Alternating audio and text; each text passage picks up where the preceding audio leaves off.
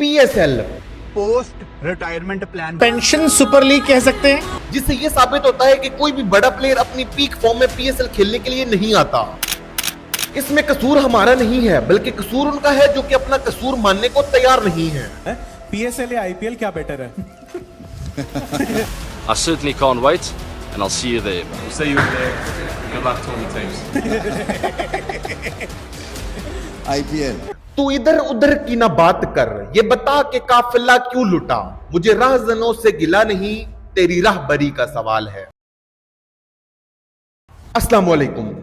कुछ दिन पहले साउथ अफ्रीका के former captain Faf du Plessis ने यह अनाउंस किया कि वो आईपीएल 2026 ऑक्शन में खुद को लिस्ट नहीं करने वाले, इसकी बजाय वो पाकिस्तान सुपर लीग 2026 खेलेंगे। उनकी इस स्टेटमेंट के बाद इंग्लैंड के फॉर्मर कैप्टन और प्लेयर मोइन अली ने भी इस चीज को अनाउंस कर दिया कि वो भी आईपीएल 2026 ऑक्शन में पार्टिसिपेट नहीं करेंगे, इसकी बजाय वो पाकिस्तान सुपर लीग 2026 खेलेंगे। अब इन दोनों की इस स्टेटमेंट के बाद लोग दो हिस्सों में बट गए। एक हिस्से के लोग ये कहने लगे कि आखिर आईपीएल के प्यार में ऐसी कौन सी कमी रह गई थी जो कि इन प्लेयर्स ने आईपीएल को छोड़कर पीएसएल को खेलने का फैसला किया। दूसरे ग्रुप के लोग ये कहने लगे कि अब इन दोनों प्लेयर्स का पीक फेज गुजर चुका है, इसीलिए अब इन दोनों को आईपीएल 2026 ऑक्शन में किसी ने पिक नहीं करना था, इसी वजह से इन्होंने समझदारी दिखाते हुए पीएसएल को खेलने का फैसला किया है। अब ये बातें सुनने के बाद मेनली दो बड़े सवाल उठकर सामने आते हैं। पहला सवाल ये कि क्या हर बड़ा फॉरेन प्लेयर अपना पीक फेज गुजारने के बाद या फिर अपनी रिटायरमेंट के बाद ही पीएसएल खेलने के लिए आता है, और आज तक किसी भी बड़े फॉरेन प्लेयर ने क्या पीएसएल अपनी पीक फेज में नहीं खेली। और दूसरा बड़ा सवाल ये कि क्या वाकई पीएसएल एक टुच्ची लीग है जिसे कोई भी बड़ा फॉरेन प्लेयर को इतनी ज्यादा अहमियत नहीं देता।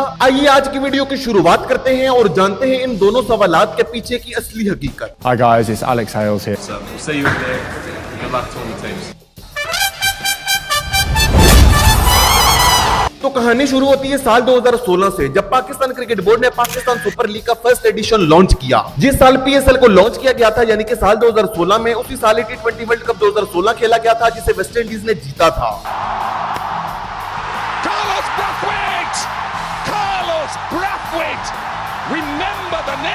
अब अगर वेस्ट इंडीज ने वो टी20 वर्ल्ड कप जीता था तो फिर जाहिर सी बात है वेस्ट इंडीज की टीम में उस वक्त बड़े प्लेयर्स मौजूद होंगे जिन्होंने वेस्ट इंडीज को वो वर्ल्ड कप जितवाने में अहम किरदार अदा किया था। जब पाकिस्तान क्रिकेट बोर्ड ने पीएसएल 2016 के लिए फॉरेन प्लेयर्स की लिस्ट का ऐलान किया तो इसमें बड़े वेस्ट इंडियन प्लेयर्स शामिल थे जो कि उस वक्त की टी20 वर्ल्ड कप 2016 की फाइनलिस्ट टीम का हिस्सा थे, जिनमें Chris Gayle, Darren Sammy, Samuel Badree और आंद्रे रसल शामिल थे। इसी के साथ ही वर्ल्ड कप 2015 जिस ऑस्ट्रेलियन टीम ने जीता था उस टीम में से शेन वॉटसन और ब्रैड हैटन शामिल थे, जबकि अफगानिस्तान से मोहम्मद नबी जैसे बड़े नाम को भी शामिल किया गया था जो कि उस वक्त टी20 इंटरनेशनल क्रिकेट में अपनी पीक पर थे। Here he goes, that's a big one.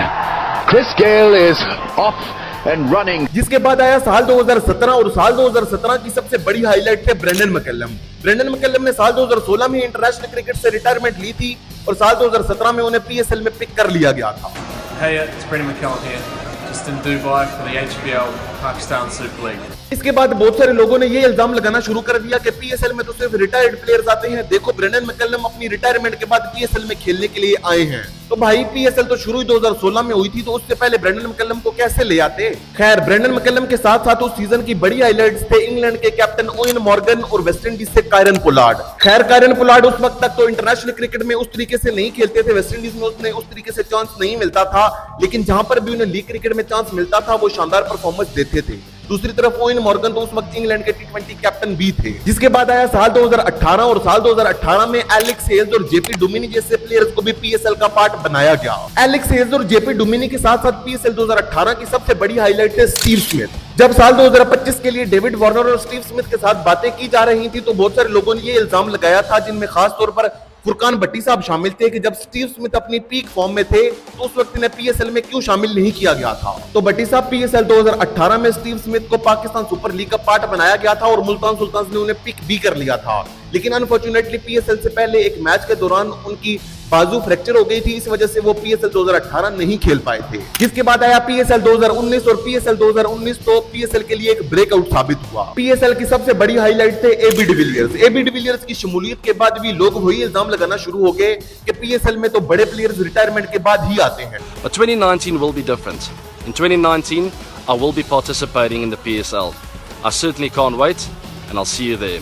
लेकिन एबी डिविलियर्स के साथ साथ पीएसएल 2019 में उस वक्त ये आईसीसी रैंक नंबर 2 टी20 बैटर कॉलिन मनरो भी शामिल थे, जिनकी तरफ किसी का भी ध्यान नहीं गया था। उनकी तरफ ध्यान क्यों नहीं गया था? क्योंकि पीएसएल के अगेंस्ट प्रोपेगेंडा जो करना था, और एबी डिविलियर्स क्योंकि अपनी रिटायरमेंट के बाद पीएसएल में आए थे, इसी वजह से पीएसएल के अगेंस्ट प्रोपेगेंडा करने के लिए एक बड़ा नाम मिल जो गया था। खैर, इसके बाद आया पीएसएल 2020 और पीएसएल 2020 की सबसे बड़ी हाईलाइट थे Dale Steyn. Dale Steyn PSL 2020 में सबसे पहली दफा पीएसएल का हिस्सा बने थे, लेकिन एक दफा फिर वही इल्जाम लगना शुरू हो गया कि पीएसएल में तो बड़े प्लेयर्स अपनी रिटायरमेंट के बाद आते हैं।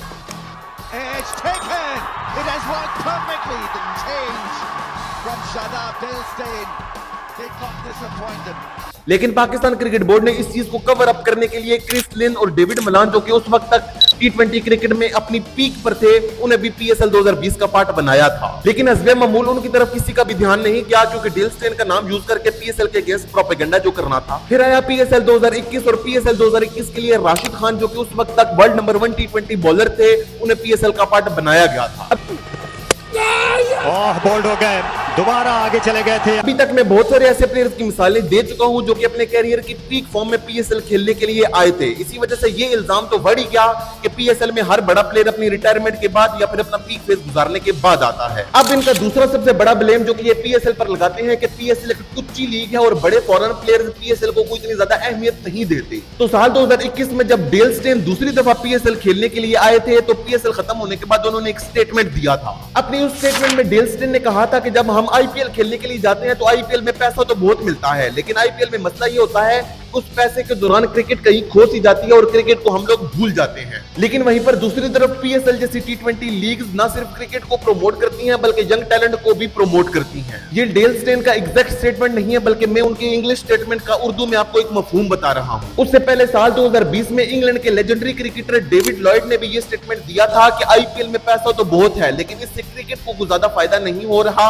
इसकी बजाय क्रिकेट इफेक्ट हो रही है। डेल स्टेन के स्टेटमेंट के बाद इंडियंस ने क्या करना था? इंडियंस ने डेल स्टेन को गालियां देना शुरू कर दी, जो कि उनका हस्बे मामूल काम है। अपने अगेंस्ट इतनी ज्यादा तनकीद और इतना ज्यादा आउटरीच देखने के बाद आखिरकार थक हार कर डेल स्टेन को एक अपॉलजी स्टेटमेंट देना पड़ी, जिसमें उन्होंने कहा कि मेरा मोटिव किसी भी लीग को डिफेम करना नहीं था, आईपीएल भी एक अमेजिंग टी20 लीग है। लेकिन हकीकत तो यह थी कि इससे पहले अपनी पिछली स्टेटमेंट में डेल स्टेन सच बोल चुके थे, लेकिन ये तो उन्होंने लोगों के ताने और तनकीद से बचने के लिए स्टेटमेंट दी थी, जो कि साफ नजर आ रहा था। इसके बाद दूसरा स्टेटमेंट आंड्रे रसेल का आया था, जो कि साल 2021 में ही आया था। आंड्रे रसेल ने साल 2021 का पीएसएल खेलते हुए ये कहा था कि पीएसएल एक बहुत ही कॉम्पिटिटिव टी20 लीग है, जहां पर बहुत अच्छे फास्ट बॉलर्स हैं, यहां तक कि जहां पर जो अनकैप्ड फास्ट बॉलर्स हैं जिन्होंने अभी तक पाकिस्तान के लिए टी20 इंटरनेशनल क्रिकेट में डेब्यू नहीं किया, वो भी बहुत ज्यादा टैलेंटेड हैं और आपकी स्किल्स को चैलेंज करते हैं। और ऐसी टफ फास्ट बॉलिंग और ऐसी टफ कंडीशंस आपको दुनिया की किसी भी और टी20 लीग में नहीं मिलती। मैं फिर यहां पर वही बात रिपीट कर दूं कि ये उनका एग्जैक्ट इंग्लिश स्टेटमेंट नहीं है, बल्कि उनकी इंग्लिश स्टेटमेंट का उर्दू मफहूम है, जो मैं आपको बता रहा हूं आपकी आसानी के लिए। पीएसएल को अप्रिशिएट करने के लिए फॉरेन प्लेयर्स की तरफ से सिर्फ ये दो स्टेटमेंट्स ही नहीं है, बल्कि और भी बहुत सारे ग्रेट प्लेयर्स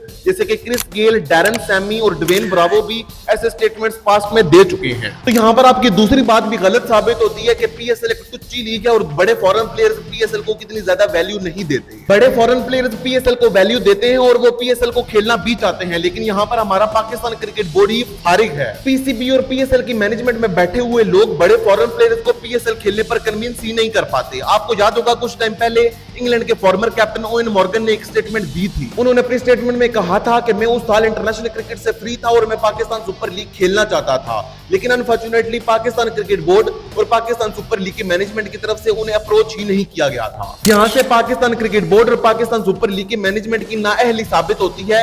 इसी वजह से वो पाकिस्तान सुपर लीग को दिन ब दिन तबाह बर्बाद करते जा रहे हैं। जहां पर मुझे फुरकान भट्टी साहब की कुछ बातों से इख्तिलाफ है, यहाँ पर मैं उनकी कुछ बातों से मुत्तफिक भी हूँ। क्या आप फॉरेन रिटायर्ड प्लेयर्स के पीछे क्यों भाग रहे हो? आप करंट टी20 प्लेयर्स जो इस वक्त टी20 क्रिकेट को रूल कर रहे हैं दुनिया में, आप उनकी तरफ पीछे क्यों नहीं जाते? जैसे कि Travis head, Mitchell Marsh, Marcus Stoinis और मिचेल स्टार्क जैसे प्लेयर्स इस वक्त टी20 क्रिकेट को रूल कर रहे हैं और वो इस वक्त अपने करियर के पीक पर हैं। लेकिन जैसा कि मैंने पहले ओवेन मॉर्गन के केस में कहा कि ये हमारी पाकिस्तान क्रिकेट बोर्ड और पाकिस्तान सुपर लीग की मैनेजमेंट की नाअहली है कि वो इन प्लेयर्स को ठीक तरीके से अप्रोच ही नहीं करते। तो ये तो थी आज की वीडियो, जिसमें मैंने लोगों के दो बड़े एतराजात के जवाब दिए। एक तो ये कि पीएसएल में सिर्फ रिटायर्ड फॉरेन प्लेयर्स खेलने के लिए आते हैं, और दूसरा ये कि पीएसएल एक टुच्ची लीग है जिसे बड़े फॉरेन प्लेयर्स को इतनी ज्यादा अहमियत नहीं देते। So that's it for the day. Until next time, stay safe, stay healthy and keep watching. Allah Hafiz.